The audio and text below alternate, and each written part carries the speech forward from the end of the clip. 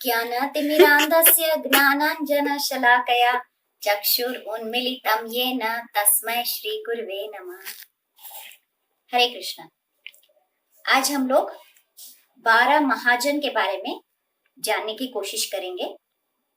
तो श्रीमद् भागवतम में 6th canto में ये श्लोक आता है, स्वयंभू नारद शंभु कुमारो कपिलो मनु प्रहलादो जनको भीष्मो बलिवयासकी वयम दवादशेतेव विजानीमो धर्मं भागवता भटा।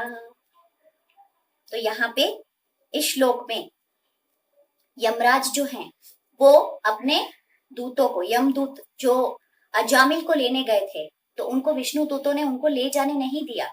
तो वो वापस आके प्रश्न पूछते हैं अपने इष्ट देव से, अपने गुरु से जो यमराज हैं, कि आप कृपया करके हमें बताएं कि भाई ये कैसे हुआ। अजामिल तो पापी है, लेकिन हम उससे लेने गए तो लेने नहीं दिया। तब ये श्लोक यमराज कहते हैं और कहते हैं, यमदूतों को बताते हैं कि हम 12 जने ऐसे हैं जिनको ये ज्ञान यानी सत्य का ज्ञान, भगवान का ज्ञान, परम तत्व का ज्ञान पता है। और फिर बताते हैं आगे कि हम 12 जने ऐसे हैं जिनको अगर आप फॉलो करेंगे तो आप भगवान तक पहुंच सकेंगे।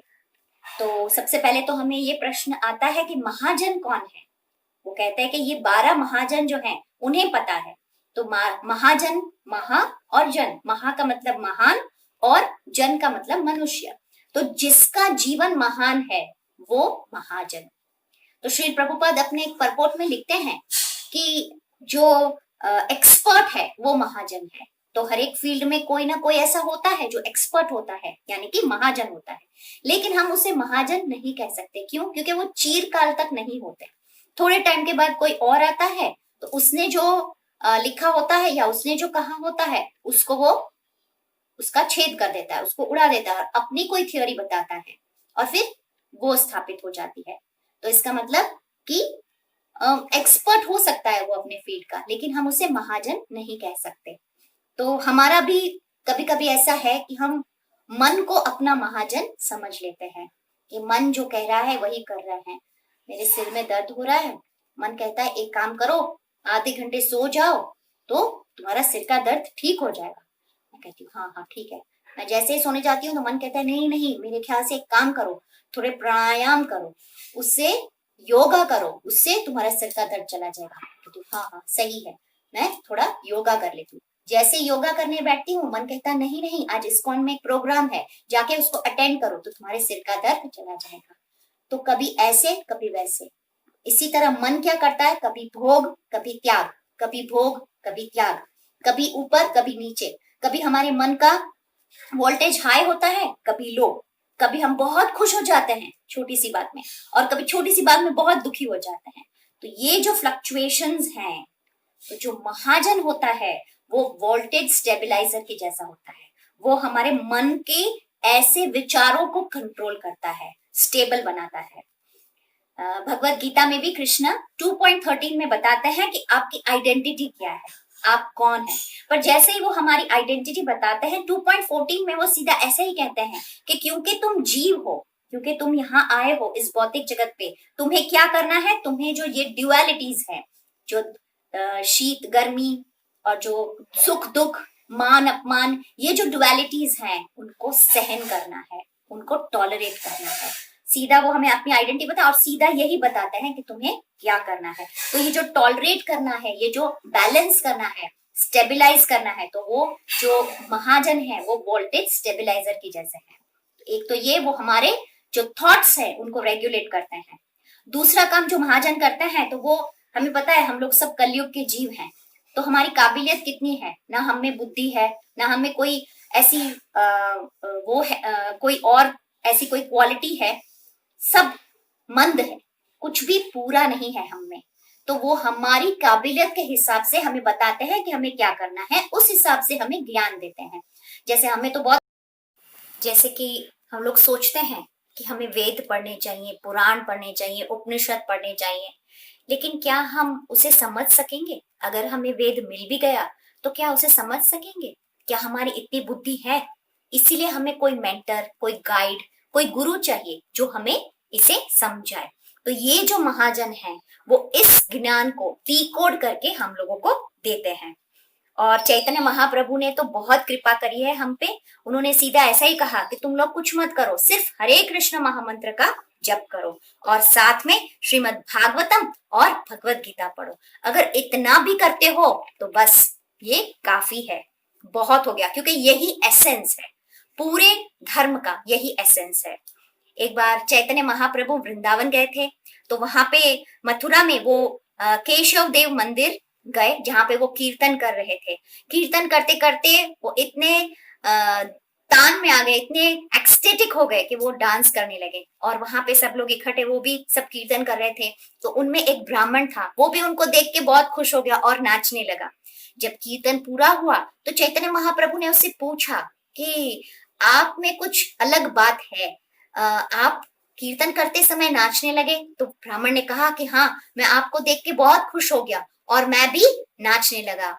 आप नहीं जानते, बहुत साल पहले एक माधवेंद्र पुरी करके सज्जन हमारे घर आए थे प्रसाद लेने, भोजन करने, और जब से वो मेरे घर से गए हैं तब से मुझे कृष्ण के प्रति आकर्षण होने लगा है, उनके प्रति प्रेम उत्पन्न हो रहा है।